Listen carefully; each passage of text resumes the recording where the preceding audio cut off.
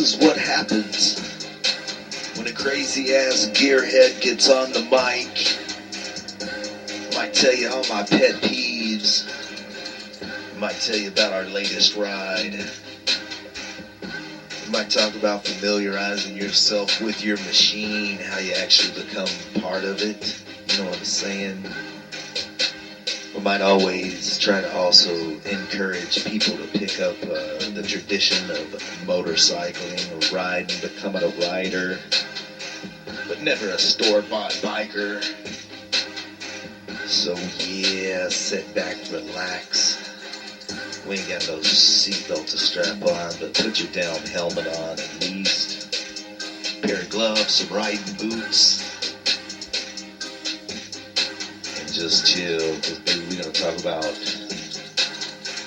life behind bars. Robcast number 1, baby, coming at you live, uncut and unrated, from the Spreaker podcast and Robcast Radio.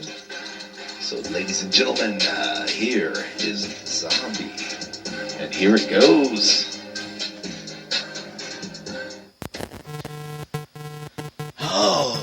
Right, ladies and gentlemen, and gearheads all across the planet. Well, I don't know what the intro was because we'll talk a little bit about what it was.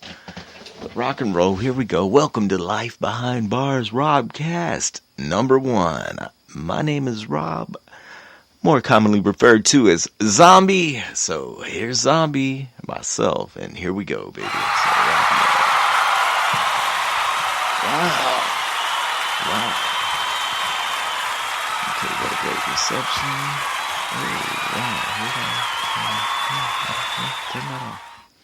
Okay, so rock and roll, guys. Here we go. What inspires someone to start a podcast, a Robcast, about something called Life Behind Bars? I don't know. Maybe we want to talk a little bit about, let's say, motorcycling, things that go fast, gearheads. What makes you tick, man? What's happening in the real world of motorcycles? I was thinking the other day to myself, like, man, I miss Cycle World magazine. Actually getting the subscription to Cycle World magazine in the mail and looking at it, because that's something that I would get, that Cycle World magazine would come in, and I would get to look through all of I can remember in the early 80s looking at it and thinking, like, in the year 2000, what will motorcycles be in the year 2000? The big thing was the year 2000. And what really changed from, let's say, 1982 to 2000, crotch rockets and rubber-mounted, the Evolution engine, and it also evolved. Anyway, what we'll talk about in Life Behind Bars, probably some of our rides, so, building some motorcycles, riding some motorcycles, being a little bit about me and my background with motorcycling is, always done it, always been on a motorcycle since I was a little boy, and I've enjoyed it tremendously. And talking about encouraging other people into getting into motorcycles, man, I also firmly agree that some people weren't meant to do that. Some people weren't meant to skydive or become investment bankers, or some people just weren't meant to ride motorcycles. So I don't know if that's something that inspires you, it's something that you really want to do, and you practice at it, you can always get better at it, and hey, you can always overcome that. That being said, the main thing, man, that one of my main pet peeves is respect. Dude, you have got to respect your machine no matter what it is. And being, always have been around machines, like, it seems like the bigger the machine, the more respect, but that's certainly not so true on a motorcycle, because a little bitty motorcycle can fuck you up, Jack. I can tell you that by once being at, like, let's say a get together at a barbecue, and I was riding, I had a KX 250 at the time, and this attorney had like a couple double jumps set up at his house, and they were having a barbecue there. And we took a few people took their dirt bikes there, and a couple of kids had their dirt bikes there. And I'm not a drinker. I've never been a big drinker, guys. But back in the day, I did. And another thing, man, you don't want to be taking prescription drugs, alcohol, and any kind of drugs, and motorcycling, riding ATVs side by side. That doesn't mix. And man, I can tell you that, speaking of what doesn't mix, having a drink or two and not being a drinker, and I could have had a Vicodin or two that day also back in the day, and getting on my KX250, I was fine. I jumped on it a couple of times, and then I got on this little kid's KX65 because it just seemed like it would be fun to jump it. And yeah, I jumped it. I over jumped it by about 30 feet and I pogoed it onto the front tire. I bent the little guy's bike in half and shit. I didn't really. I bent his front fender up and over.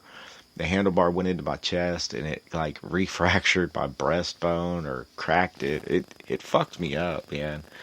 But the point of all that is that handle your buzz and do not straddle your motorcycle, your side-by-side, your four-wheeler, or anything like that if you are under the influence of anything other than Mother Nature. That's a fact. But yeah, just getting back, I don't know. I do a couple of other Robcasts, and I have been out of touch with reality for about a week. So I thought it would be good to kick off the old airwaves by saying, start off with Life Behind Bars, Robcast, because it's something that's been in the books. It's something I didn't really take any notes or anything today, guys.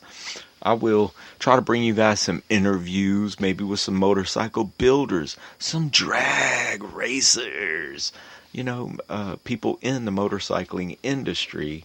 And again, a little bit about what I do as far as motorcycles go. I ride them, I work on them, I build them, you name it, man. I mean, I don't know. I'm just an enthusiast. And I can tell you that we'll probably have a pet peeve segment where we question people about what they think, like about the helmet laws. And like, let's say respect. We just get back to respect just for a minute. Respect your bike, just like respecting a horse, guys.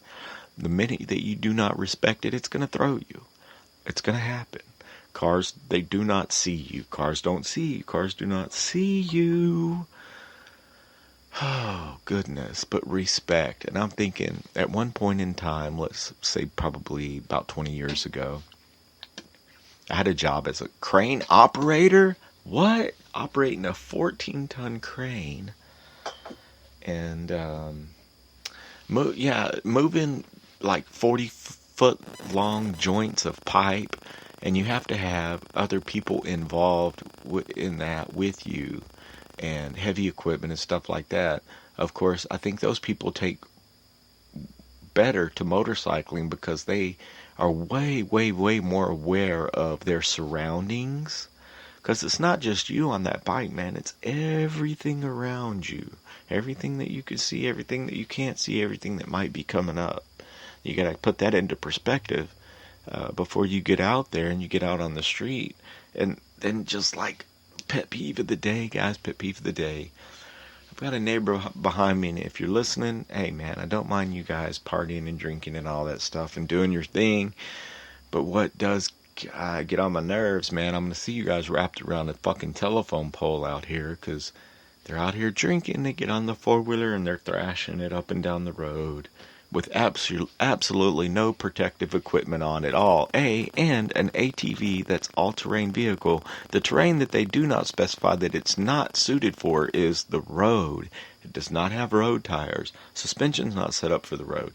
If you notice how your ATV doesn't quite steer very well on the road, and how the tires wear the fuck out real fast, also a dirt bike. Not a good idea to take it out on the street, guys. It's just not a good fucking idea. Period. Much less whenever you get drinking involved, and then, I mean, who's teaching people? Who's selling all these people these all these side-by-sides and go-karts and ATVs and four-wheelers and no helmets at all. No boots, nothing like, oh no, yeah, no, just go slow. Do you realize what a tremendous impact it is going slow? Okay, go as fast as your four-wheeler can go and just toss a watermelon off of it and see what happens when it hits the road. Or better yet, toss it against a tree and see if it doesn't just splat. What the fuck do you think's going to happen to your brain whenever it hits something? You know, I don't know, man. It gets me. It gets me because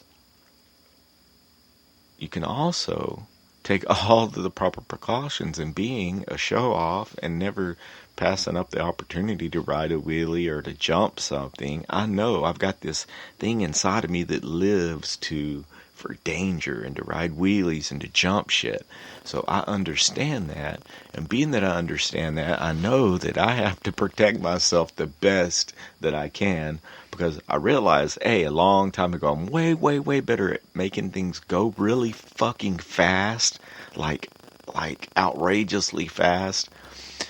I'm way better at making things go tremendously fast, let's say like nitro funny cars or drag bikes or motocross bikes or street bikes, any of those things. I'm way better at making them go fast than I am at actually piloting them or riding them, okay? So I realize that. It takes a tremendous amount of skill set for professional motorcycle riders also. I mean, it's a whole nother level. And I mean, I will never get rid of my old, my race bike, my motocross bike. It's put away for the grandkids. I mean, just as an heirloom and as a piece of, let's say, two-stroke racing history, let's say, okay, because they don't make the two-stroke dirt bikes anymore. And it's just something that I kind of put on the shelf. Don't plan to ride it again, but the option's there if I choose to. However, I do choose recently, I mean, I've always ridden on the street, motorcycles on the street.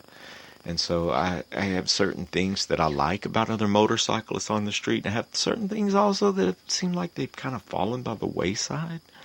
Like the nod, the wave, the how are you doing wave to other bikers. You get that in some places, you don't get it in some places. And I got a fucking guy that rides around Angleton, Texas on a Harley and flip-flops. And we're going to be calling him fucking One-Footed Joe pretty soon. I guarantee that. Alright. Hold on, let me make sure that our microphones are functioning properly. And we will be back in just 1 second. So just sitting here thinking that, okay, maybe we've got a couple of local motorcycle dealerships. I'm sure that I could get with them. We could review some of their products coming out, the latest and greatest coming out with Harley Davidson, Kawasaki, Honda. See what's going on in those kind of worlds like that. And guys, being that if I don't know if you do listen to any of the other Robcasts, as far as Robcasts go, really only at this point in time. I do one that basically focuses on our local Brazoria County and what's going on, kind of around what's going on in rock and roll, drag racing and stuff like that. But that being said, one of the things that I always like to advocate is that people follow their dreams and that they wake up every single day doing what they love to do. The world would be a better place if you surround yourself with creative people, the people that you aspire, that you would like to become. And that being said, I do a little bit of soul searching. You know what I'm saying? Do a little bit of soul searching. And what it comes down to is this. Look, in the past, let's say I've been displaced out of my house for 5 months because we had a big flood. Natural disaster happened, flooded our house out. Well, we basically had to throw everything in the house away, rebuild it. It's been 5 months. We've moved back. Everything is great. But you do a little bit of soul searching. In that time, I had the opportunity. I was staying in my brother's garage, set it up like a man cave, like a champ, dude. We, I helped my brother do some things to his motorcycle there.